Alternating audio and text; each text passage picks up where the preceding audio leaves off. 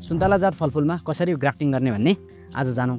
सुन्तला, जुनार र कागती जातको फलफुलहरूमा ग्राफ्टिङ गर्नको लागि 1200 मिटर हाइटसम्म चाहिँ मङ्सिर पुस महिना र 1200 मिटरभन्दा माथि छ भने माघ फागुन महिनामा चाहिँ हामीले ग्राफ्टिङ गर्न सक्छौँ। ग्राफ्टिङ भन्ने बित्तिकै जरापट्टिको एउटा जात र माथिपट्टिको अर्को जात जोड्ने भन्छ। यो सुन्तला जातमा चाहिँ यो रुट स्टक तलपट्टि जरापट्टिको चाहिँ हामीले ट्राइफोलिएट अथवा 3 पातेलाई लिन्छौँ र यो बाहेक अर्को नाइटेजेमिर सिट्रान्जा पनि लिन सकिन्छ। त्यसको चाहिँ बोट अलिकति ठुलो हुन्छ त्यो रुट स्टक लियो भने। अब यो रुट स्टक बनाउनको लागि सुरुमा हामीले असोज मङ्सिर महिनामा चाहिँ बिउ राख्नुपर्छ। बिउ राखेको 1 महिनामा बिउ उम्रिन्छ। त्यसलाई चाहिँ हामीले असार महिनामा लगेर अर्को नर्सरीमा राख्नुपर्छ।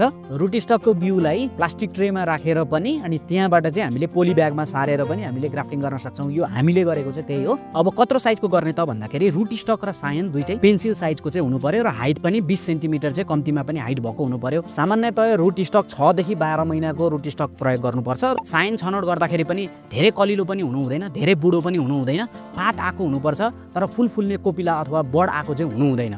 र तपाईले यसरी घुमाउँदाखेरि यसरी हल्लाउँदाखेरि यो बाङ्गिनु हुँदैन, त्यो चाहिँ कलिलो भयो भने थाहा हुन्छ। 5 देखि 6 महिनाको सायन हामीले माउ बोटबाट लिएर चाहिँ ग्राफ्टिङ गर्न सक्छौँ। रुट स्टकको यो काँडाहरू पातहरू जे छ यो कुरा चाहिँ सबै हटाइदिनुपर्छ र सायनको नि पातहरू जति काँडाहरू चाहिँ सबै हटाइदिनुपर्छ। ग्राफ्टिङ गर्नको लागि सुरुमा रुट स्टकमा चाहिँ हामीले यसरी काटिदिनु पर्यो र यसरी काटिसकेपछि हामीले यस्तो कट दिनु पर्यो। र सायन पनि एउटा अथवा दुईटा बड, एउटा बड मात्र राख्दा पनि हुन्छ, एउटा अथवा दुईटा बड चाहिँ यही साइज मिल्ने सायन लिनु पर्यो र त्यो सायनलाई पनि हामीले यसरी काटिदिनु पर्यो।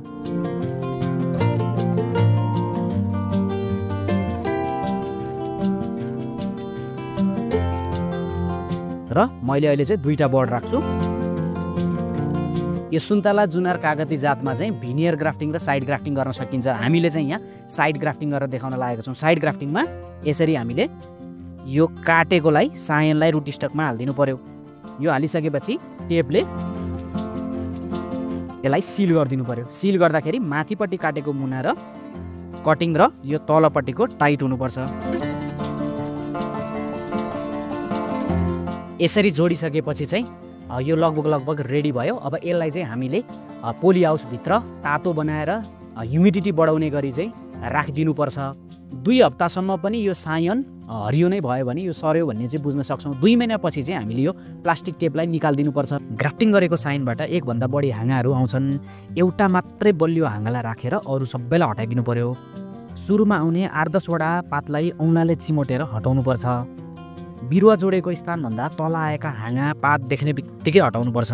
यो ग्राफ्टिङ रेडी भइसकेपछि 1 देखि 2 वर्षको ग्राफ्टेड बिरुवालाई हामीले माघ फागुनमा रोप्न सक्छौँ वा असारमा पनि हामीले यसलाई चाहिँ रोप्न सक्छौँ। अब यति बिरुवा बनाइसकेपछि चाहिँ यो सुन्तला जुनार हो भने चाहिँ 75 रुपियाँमै यो बिरुवा बेच्न पाइयो। बिरुवा सक्सेसफुल भइसकेपछि अब मुन्तला हो भने चाहिँ 100 रुपियाँमा बेच्न पाइयो सरकारी दर रेट अनुसार। तर व्यावसायिक रूपमै तपाईँले बिरुवा बनाएरै बेच्न खोज्दै हुनुहुन्छ भने चाहिँ 2-4 वटा कुरा अरू चाहिँ एकदम ध्यान दिनुपर्छ।